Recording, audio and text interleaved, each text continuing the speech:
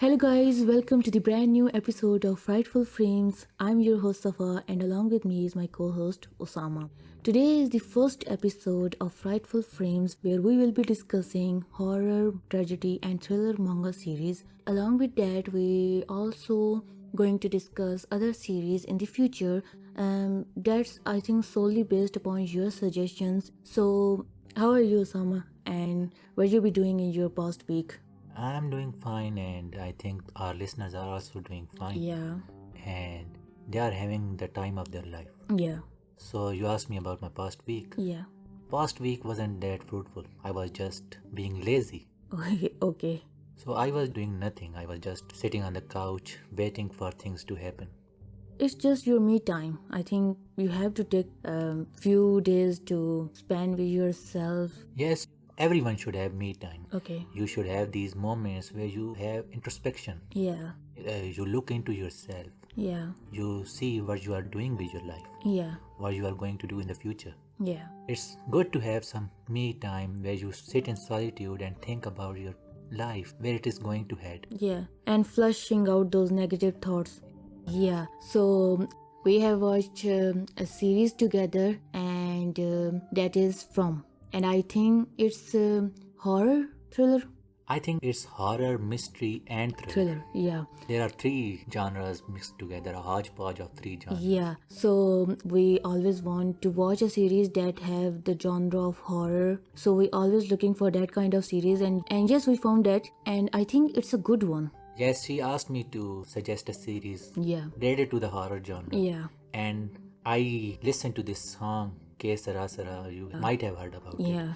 I was listening to that song, and down in the recommendation section, there was a video suggested K. Sara Sara, the title song of From. Yeah. So I clicked on that, Yeah. and the song is good, the cover is Okay. good, and it motivated me to look into this series.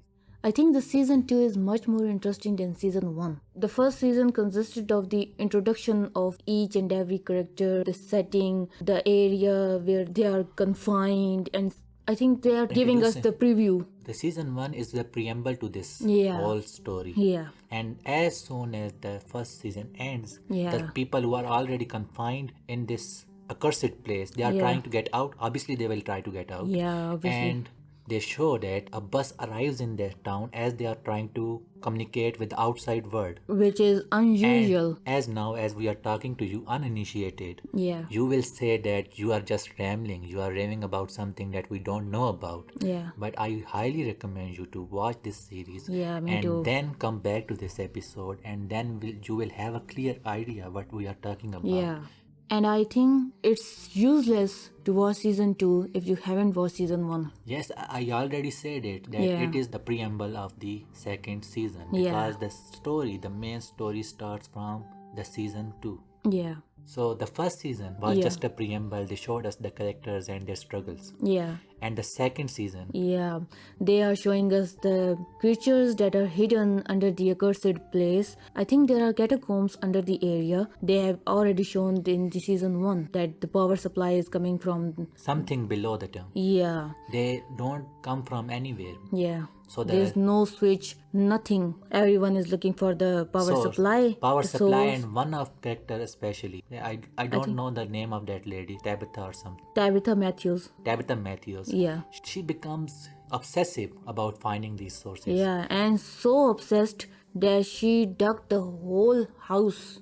Not the whole house, but the basement. Yeah, and she dug the whole basement, and I think that's where the season 2 starts when this thing ultimately bring down their whole house to the And ground. Yeah, And her action cost the life of three characters. yeah, at the start. 3 or 2 characters, I guess. I'm not. 2. 2 characters, yes. Yeah, 2 characters in the house and a lot of other characters that are in the bus, unaware of the danger that is lurking out in the woods.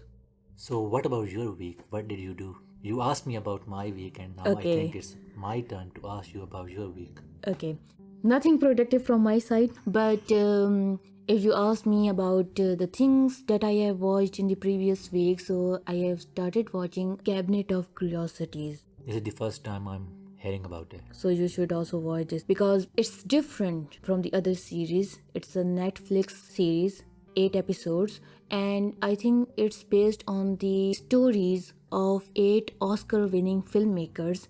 So each filmmaker is going to present their own story. Yeah. It's an anthology series. Yeah. The story differs from each other. Each It's other. not in a continuous order. Yeah, it's like you're watching a 45 to 50 minutes of a film. It's a good one if you just only have 50 to 45 minutes and you want something entertaining. This is best for you. So I think that's enough. Coming to the main topic. So the first one we chose to discuss on this channel, we have already watched the anime on this one, but we haven't read the manga. So I hope you guys will bear with us to the end of this series and show some love to our channel by subscribing and sharing it with your friends, family, and whatsoever. So Babylon is a Japanese suspense thriller novel series written by Mado Nozaki and was illustrated by a talented artist named Zen. Its manga adaptation, which we will be discussing today, is by Nobuhide Takashita. The adaptation was published in 2019 and an anime television series adaptation by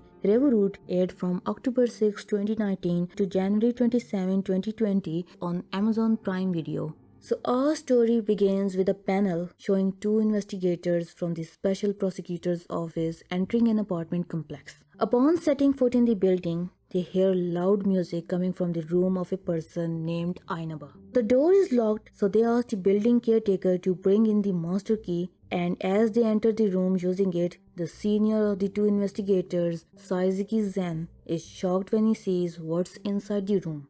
So we are then taken to the district's public prosecutor's office where the two investigators from the previous panels are formally introduced. The senior and more somber one is Saizuki Zen and the junior and more aloof one is Fumio Asuhoki. So they are shown going through the files of an investigation they've been working on. Fumio, while working, says that this case seems rather simple compared to the usual cases they work on. So I think Fumio is working on a lot of cases, and the cases that he has worked on seemed high profile to him, and this case doesn't interest him anymore. Yeah. Because at this point they are just rifling through the papers. Okay. So Suzuki tells him that they are special prosecutors and are only sent special cases that normal investigators and prosecutors can't solve. So all these cases are special. So Suzuki and Fumio continue going through the records when Fumio finds a paper that at first glance seems rather normal. It's related to another drug named Serene, a sleeping aid, and the paper holds its expense point calculation table. So it is just a list of expenditure Yeah. and the budget related to this research or drug. Yeah. However, when Fumio flips the paper over, there's something on the back. The letter F written all over it and the ink used doesn't seem normal. So Suzuki deduced that it's written with blood and hair follicles, sending chills down their spines. So it's written with blood and hair follicles, and I think that's the thing which piqued their attention. And Fumio comments that the act of doing such thing is insanity. So the evidence they were looking for headed them to St. Raffaella University for medicine. Professor Ukai, the professor of anesthesiology, tells them about Assistant Professor Ainaba. So he was the guy who was working on Serene. He informs them that Ainaba is off duty for a few days, and Suzuki and Fumio, they went to the students and they asked them if they found anything unusual about their professor, and the students said that everything seemed normal, but recently Professor Ainaba was always tired and sleepy. So he was working on a sleeping aid, Yeah. and I think he was testing that drug on himself. Yeah. That's why he was sleepy and tired. Yeah. So Suzuki asks if there was anything else that seemed untoward, his projects or the people he hung out with, and the students tell him that they don't know anything about his project or off-campus life. But one student says that she saw two people, an old man and a woman. She tells them that they introduced themselves as medical representatives. So obviously when she told them about two more characters who hung out with Professor Ainaba, Suzuki and Fumio went to university's reception, and from the university's entry register they only find the old man's record. There's And- nothing on that woman. Yeah.